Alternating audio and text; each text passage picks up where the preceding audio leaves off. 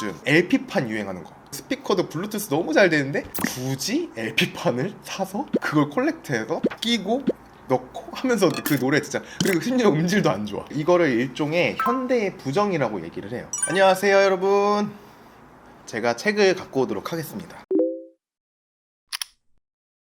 오늘 저희가 이제 얘기해볼 책 이름은 감성과 지성으로 일한다는 것, 야마구치 슈. 이제 야마구치 슈는 이제 전략 컨설턴트고, 미즈노 마나부 이분은 이제 크리에이티브 디렉터이기 때문에 브랜딩, 디자인 이쪽에 조금 더 치중돼서 얘기가 나오는 건데, 뉴노멀 시대의 비즈니스 전략에 대해서 이 두 전문가가 나눈 대화 내용이에요. 저는 항상 책을 읽을 때 프롤로그를 꼭 읽습니다. 프롤로그, 머릿말 이런 것들을 훅 넘어가서 이제 시작하시는 분들이 많은데, 사실 이 프롤로그 안에 거의 이 책의 모든 전반적인 내용이 다 담겨 있어요. 그래서 여러분들도 꼭 책을 읽으실 때 프롤로그 읽으셨으면 좋겠고, 결국 책의 핵심은 뉴노멀 시대의 비즈니스 전략으로 세계관을 만들어야 한다는 게 이제 이 책이 관통하는 메시지예요. 이유는 뭘까? 여기 4페이지에 나옵니다. 세계관이 왜 중요한가? 한마디로 문제를 만들기 위해서입니다. 현대사회에서 정답은 솔루션은 공급 과잉에 빠져 가치가 점점 떨어지고 있지만, 문제는 어젠다는 희소화되어 가치가 계속 올라가고 있습니다. 뒷장에 자동차 산업과 가전 산업을 이제 예로 들어요. 2차 세계대전 이후에 자동차와 가전 사업이 폭발적으로 증가하는 거를 얘기를 하는데, 그때 이제 전쟁이 나고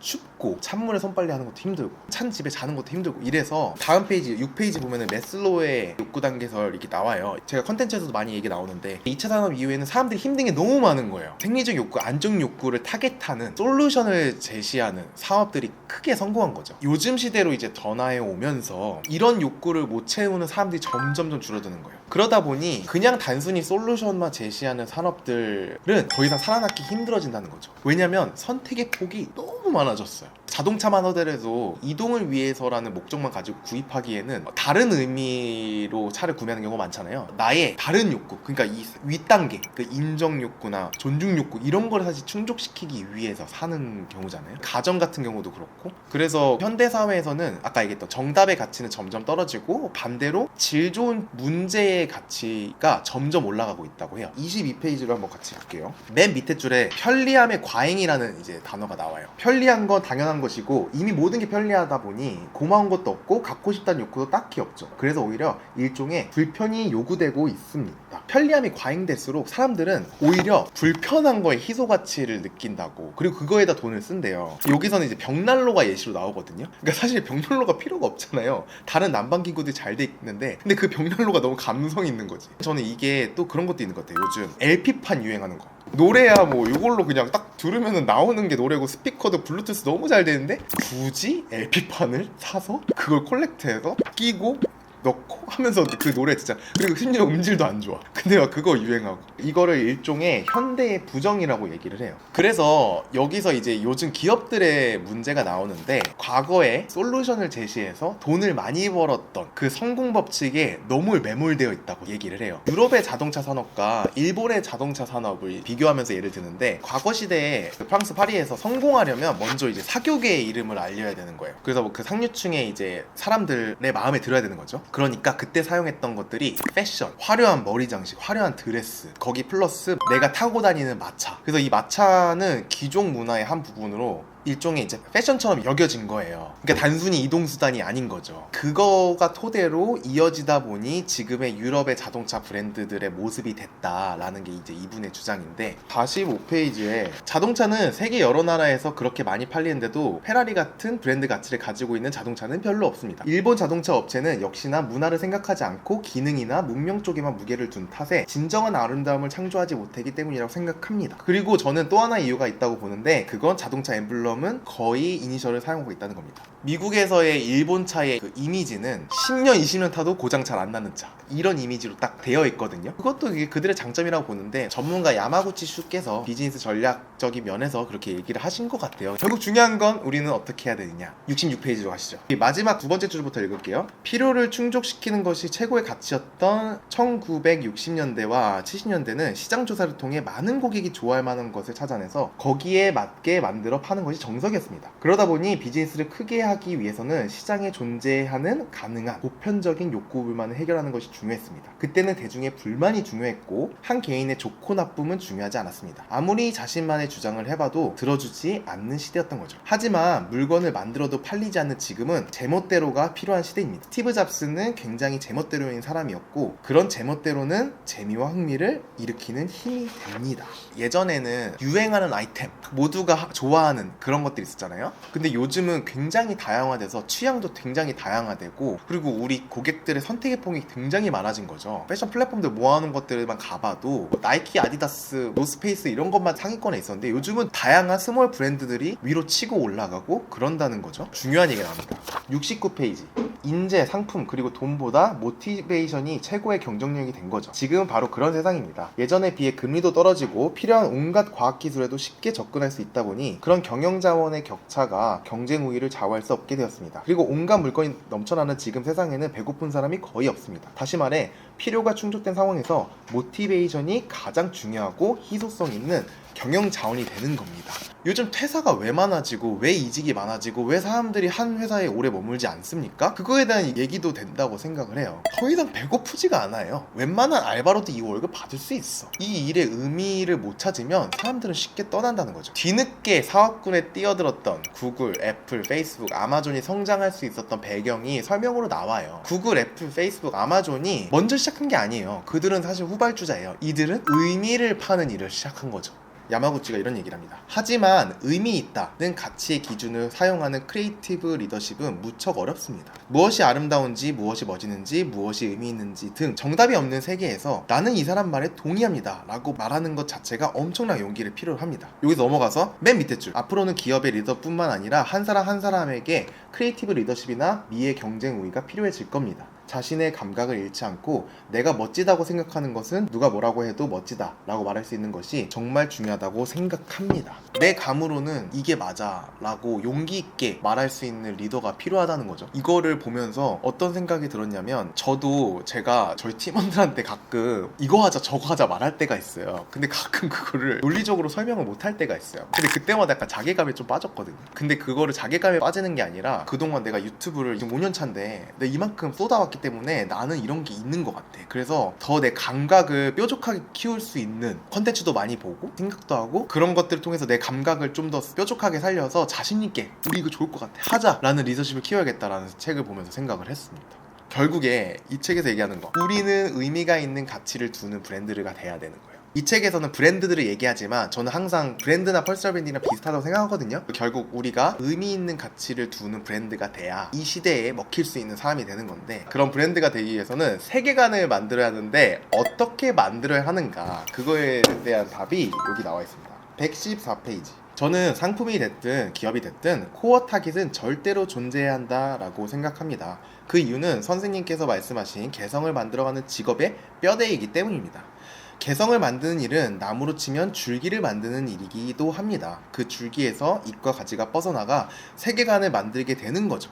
네이밍 외에도 다양한 가지의 잎이 존재할 거라 생각합니다. 이 뒤쪽으로 가면은 바로 옆장에 그거 해보고 싶은데 아주 재밌는 기획 같습니다. 저는 모모 느낌이라는 걸 자주 사용합니다. 대학에서 학생들과 함께 해본 적이 있습니다. 예를 들어 곰의 캐릭터를 잡을 때 그 곰은 테디비어처럼 서양 느낌인가 아니면 불곰처럼 일본 느낌인가 라면 느낌이란 분류해갑니다. 25세에서 30대 초반 그 중에 뭐 자기 개발을 좋아하는데 그 자기 개발 중에서도 이런 부분을 좋아한다. 근데 요거가 만약에 어려우면은 내 구독자들은 이런 브랜드를 좋아해 이런 느낌 이런 거 저 되게 신기했던 게 옷 스타일이라든지 공간을 꾸미는 스타일이라든지 되게 참고를 많이 했던 게 저는 미국에 있는 얼반 아웃피터스라는 브랜드를 되게 좋아해요. 미국에 있을 때 거기 매장을 진짜 많이 갔어요. 제가 맛세습을 처음 시작했는데 누가 댓글로 여기 맛세습 채널은 얼반 아웃피터스랑 이케아를 섞어놓은 느낌이다 이렇게 얘기를 하는 거예요. 너무 신기한 게 제가 딱 좋아하는 느낌의 그거를 댓글로 얘기해 주시더라고요. 저는 드로앤드도 그렇고 브랜드를 만들 때 그런 모모한 느낌을 많이 생각하는 것 같아요.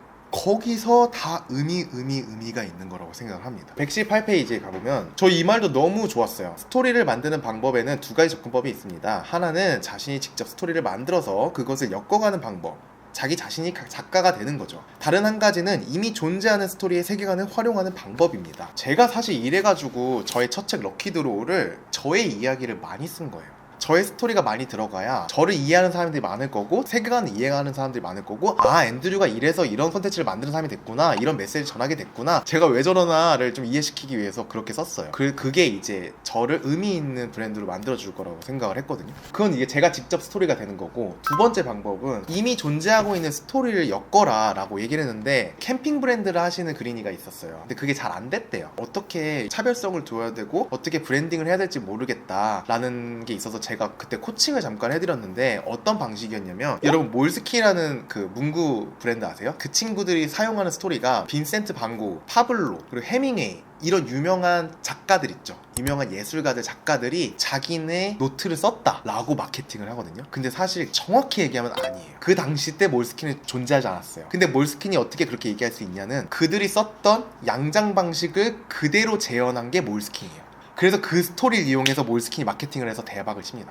이미 있는 그들의 스토리를 이용해서 브랜딩에 적용한 거예요. 그래서 제가 뭐라 그랬냐면, 그 캠핑하시는 브랜드를 만약에 만들고자 한다면 그 캠핑을 좋아하게 된 이유가 있을 거 아니에요. 그리고 그 안에서 내가 생각하는 뮤즈를 떠올려라고 했어요. 역사적 인물, 인디아나 존스를 그냥 타깃으로 대고 인물 딱 정해놓고 그의 스토리에 그 사람이면은 이런 스타일의 이런 모습의 상품을 썼을 것 같아 라는 느낌으로 브랜딩을 접근하라 했더니 그분이 떠오르는 사람이 있다고 하더라고요. 그리고 우리가 또 뭘 해야 되냐면 138페이지, 좋은 것의 가치 기준은 시대에 따라 변화하죠. 특히 고급스러움의 개념은 최근 크게 바뀌고 있는 것 같습니다. 얼마 전 뉴욕에 있는 호텔들을 둘러보고 있는데 사흘 동안 40군데 이상을 돌아본 강행군이다 보니 몸이 녹초가 될 정도였죠. 호텔 업계는 요즘 참 재미있는 변화를 보이고 있습니다. 단순한 숙박시설이 아니라 사교 장소 역할로 무게를 두는 모습이거든요. 그래서 여기에 에이스 호텔 얘기가 나와요. 제가 에이스 호텔 진짜 좋아하거든요. 여기 에이스 호텔이 굉장히 잘한 건 뭐냐면, 로비 소셜라이징 이라고 해서 숙박객이 아니어도 로비에 그냥 와서 일해요. 굉장히 프리워커 같은 사람도 있죠. 되게 힙한 사람들이 거기서 막 대화도 하고, 너는 이런 일 하니 저런 일 하니 막 이러고, 아니 거기서 자기 일하고 막 이러니까, 이 호텔은 그냥 단순히 편한 곳, 멋진 서비스 그런 거 없거든요. 그런 새로운 가치를 표현한 거예요. 그런 서비스가 없는데, 아까 얘기했잖아요. 사람들은 오히려 불편한 걸 더 좋아하게 됐다,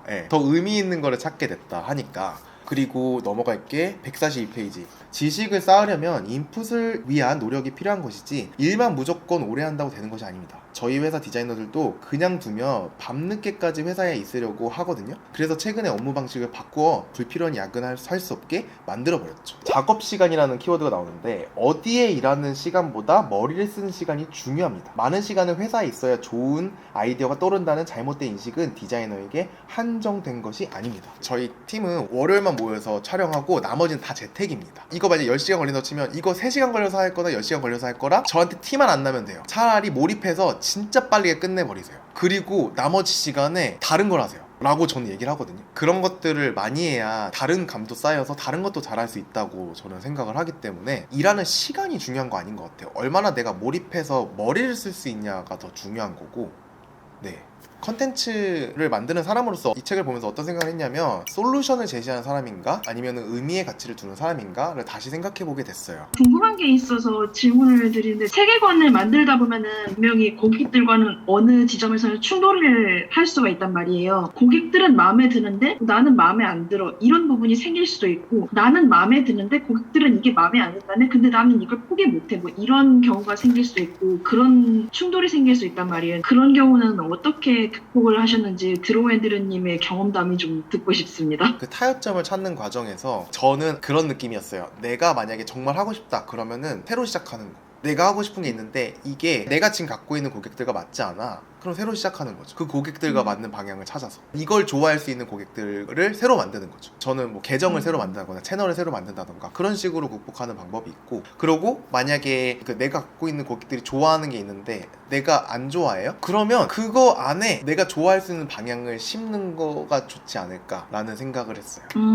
네. 결국엔 그 타협점을 어떻게 찾아가느냐가 감각의 싸움인 것 같아요. 그리고 제일 중요한 거는 자기객관화가 진짜 중요해요. 세계관도 사람들은 못 알아듣는데 자기 혼자 막 세계관을 막 펼쳐. 근데 아무도 몰라. 그러면 안 되잖아요. 수요 없는 공급을 하면 안 되는데, 그래서 그게 되게 중요한 것 같아요. 뭔가를 전하고자 할 때 내가 사람들과 같이 가고 있는가.